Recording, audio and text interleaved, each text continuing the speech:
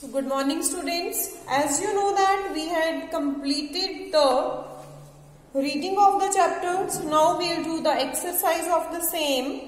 The first question is, when her son dies, Kisagutami goes from house to house. What does she ask for? Does she get it? Why not? कि कीसागोतामी के सन की जब death होती है तो वो घर घर ढूंढती है, जाती है, वो क्या मांगती है और क्या उसको ये मिल जाता है? अगर नहीं मिलता है तो क्यों नहीं मिलता है? So Kisagotami asked the people for a medicine. वो लोगों से एक मेडिसिन मांग रही है to give life to his dead son. And the medicine is the mustard seeds. कौन सी मेडिसिन थी? क्या बोला था बुद्धा ने उसको लेके आने के लिए? मस्टर्ड सीड्स लाने के लिए बोला था. Does she get it?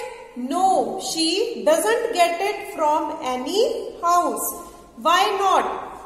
She didn't get it from any house because there was no such house where none had dead. So, the death is incurable and no one can save from death. Next is Kisagutami again goes from house to house after she speaks with Buddha. What does she ask for the second time around? Does she get it? Why not?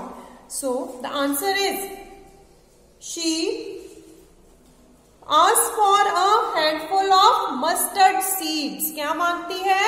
Handful of mustard seeds. क्योंकि किसने बोला था उसे mustard seeds लाने के लिए? बुद्धा ने बोला था. Does she get it? No. She does not get it from anywhere because it must be brought from such a house where death hasn't occurred. ये ऐसे घर से लेके आनी थी जहां पे डेथ नहीं हुई थी. She does not get it because she can't find such a house. और उसको ऐसा नहीं मिला क्योंकि वो किसी भी घर में ऐसा नहीं पाया उसने जहां पे किसी की डेथ ना हुई हो. Next is what does Kisagotami understand the second time that she failed to understand the first time. Kisagotami को सेकेंड टाइम पे किस बात की समझ आई जो उसको पहली बार में नहीं समझ आई थी? Was this what the Buddha wanted her to understand? और क्या ये वही बात थी जो बुद्धा उसे समझानी चाहता था?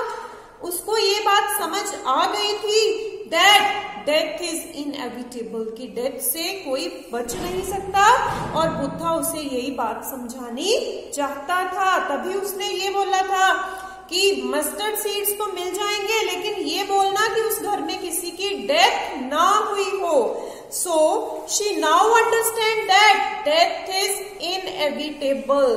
Death ऐसी चीज है जिससे कोई नहीं बच सकता. She thinks over the fate of men. Their lives are like the light of the city which flickers and extinguishes again. अब उसको समझ आता है कि जो इंसान की लाइफ है that is like light, कि लाइट जगती है, बुझ जाती है, जगती है, बुझ जाती है और एक टाइम पे फ्यूज हो जाती है and everything vanishes. Yes, it is this truth that Gautam, the Buddha, wanted her to understand. Next is, why do you think Kisagotami understood this only the second time? आपको ये क्यों लगता है कि कीसागोतामी को ये दूसरी बार में समझ आया? In what way did the Buddha change her understanding? She understood this only second time. दूसरी बार में उसे क्यों समझ आया? क्योंकि पहली बार में उसको सिर्फ ये लगता था कि उसके ही बेटे की डेथ हुई है और कहीं पे कोई नहीं मरा है कभी भी. और जब गौतम बुद्धा उसको बीज लाने के लिए भेजता है और उसको बीज नहीं मिलते, तब उसको पता चलता है कि ये जो डेथ है उसी के सन की नहीं हुई है बल्कि हर घर में किसी ना किसी की डेथ हो चुकी है. तो डेथ से बचना नामुमकिन है. इसलिए वो इसको पहली बार में नहीं समझती. पहली बार में कब? जब उसके सन की डेथ हुई. दूसरी बार में समझती है। दूसरी बार में कब समझती है? जब गौतम बुद्धा उसे घर घर जाके मस्टर्ड सीड्स लाने के लिए बोलता है, लेकिन बोलता है कि मस्टर्ड सीड्स उस घर से लेके आने हैं जहां पे किसी की डेथ ना हुई हो। So she understood this only second time. All families told her that there had occurred a death in their family. Then they asked her not to remind them to their deep grief. और उसे बोला सबने कि हमें हमारा दुख दोबारा याद मत करवाओ। Last is, how do you usually understand the idea of selfishness? Selfishness का आइडिया आपके अकॉर्डिंग क्या है?